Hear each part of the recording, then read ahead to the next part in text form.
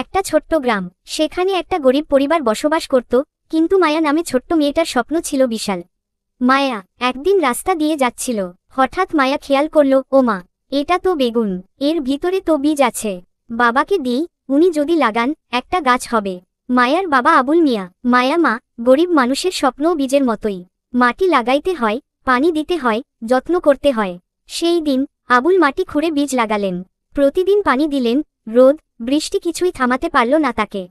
একদিন বাবার খেতে আসলো মায়া, এসে দেখল বেগুন গাছগুলো বড় হয়ে গিয়েছে। আবুল মিয়া সেদিনই বেগুনগুলো তুলে বাজারে নেওয়ার চিন্তা করল। বেগুনগুলো বিক্রি করতে আবুল মিয়া বাজারে আসেন। আবুল মিয়া, এই গাছ বড় হয়েছে আমার মেয়ের স্বপ্ন দিয়ে। বিক্রির টাকা দিয়ে আবুল মিয়া ঘরে আনলে নতুন চুলা, মায়ার জন্য নতুন জামা। মায়া, তাহলে কি আমরা এখন থেকে আর গরিব না? মায়ার মা, যতদিন ভালোবাসা আর পরিশ্রম আছে, আমরা কখনো গরিব না মা। একটি ছোট বীজ, একটি বড় স্বপ্ন। পরিবার মানেই ভালোবাসা।